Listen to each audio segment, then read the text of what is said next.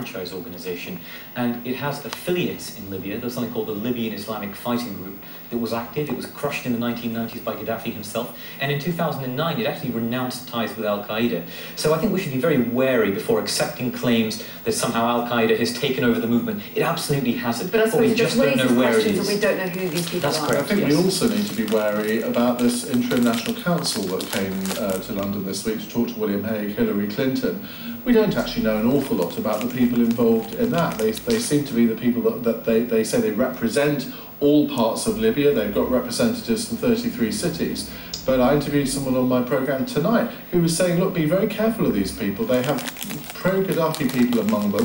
They have someone who's implicated in torture. And this guy was also saying that that Al-Qaeda have got their tentacles into them. Now, I have no idea of knowing how accurate that is, but we need to be very careful about who we're dealing with there. Just a very quick point on this. First of all, I think the Interim Council is no more or less trustworthy than those protesters who rose up against Mubarak in Egypt. So we should treat them with a similar level of respect and I think open-mindedness. Yeah, sure. The second issue is, yes, there probably are those with unsavoury pasts in the Interim Council, but if we're going to see genuine democratic change in Libya, rather than, as we saw in Iraq, regime destruction, we're going to have to accept a new government will include those with blood on their hands. Musa Kusa has blood on his hands. We will have to accept that as the price of a stable peace. Well, you mentioned Musa Kusa. Obviously, the first edition of the... It is a good name. If you remember the first name, you can pretty much guarantee to remember the second one. It's not going to make the pages, obviously, of these papers that we're seeing in first editions. It's a big story. It may well make the later editions. But we do have inside the Daily Mail here William Hague's announcement that he was expelling diplomats, 5 diplomats expelled, saying that there could be a threat to national security. The considerable irony of the story is that he has expelled them on the basis that they may have been plotting assassinations or intimidating dissidents.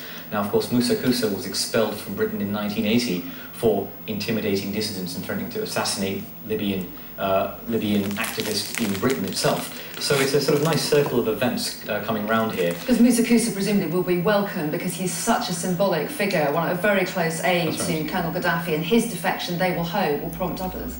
Well, he has, as I said, blood on his hands, so he's not the best interlocutor or mediator for the opposition, but symbolically to have someone of his position leaving suggests to other Arab states, others in the region, this regime is a sinking ship, and now is the time to move against it. But just remember, 3 or 4 weeks ago, there were all sorts of diplomatic defections from embassies, didn't there? United Nations guy defect. Yeah. You had Libyan military pilots going to Malta, and then it stopped. Yeah. Now, it'd be very interesting to see if and he is a very senior figure, if anyone follows his lead, because that could signal the crumbling of the Gaddafi regime, but I wouldn't bet my life on it. But I suppose it depends what role he chooses to play as well, whether he wants to keep a low profile or whether he's actively out there trying to recruit more people to come over to his side. Let's move on, shall we, to Syria now. In The Independent, they've actually put Syria on their front page as well, haven't they? And here's the inside story backing it up. I think their front page headline, you've got it there in front of you actually, Ian, the Arab Spring stops here when it comes to Syria. Yeah. Well, the interesting thing about Syria is that the question is, will it be more like Egypt or will it be like Libya? When push comes to shove, will the security services and the army be willing to massacre thousands of their countrymen, as Colonel Gaddafi's forces proved willing to do? Or will the army or some other regime loyalists swing against Assad and say, you have to step down and initiate real reforms? And the answer, unfortunately, is probably the former, because the army is loyal, and the regime, apart from Assad, is even more hardline than Assad himself. So we're going to see a very messy situation unfold in Syria. And what's the power structure here? I know very little about Syria, but I mean, Assad was educated in Britain. He was, yes. He's sort of seen, or has been seen, as maybe having a few liberal tendencies. Well, he was never meant to rule. His brother Basil was groomed for rule. He was killed in a car crash in the early 90s, and Bashar Assad came to power. And in 2000, you're correct, he began the beginnings of some reforms, political, cultural, but others in his regime, those more sort of firmer than him, said, no, you've gone too far, this is threatening our grip on the state, and forced him to turn around.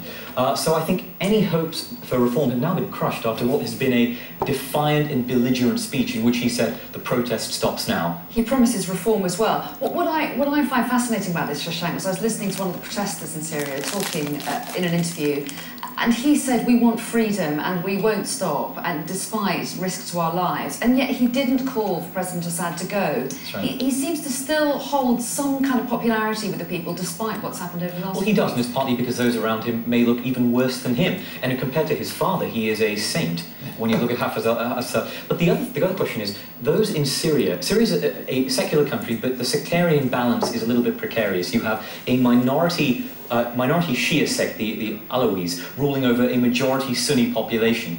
They have seen what occurred in Iraq, you know, bloody Shia-Sunni fighting. They saw what happened in Lebanon, the same thing. And they see Shia-Sunni relations deteriorate across the entire region.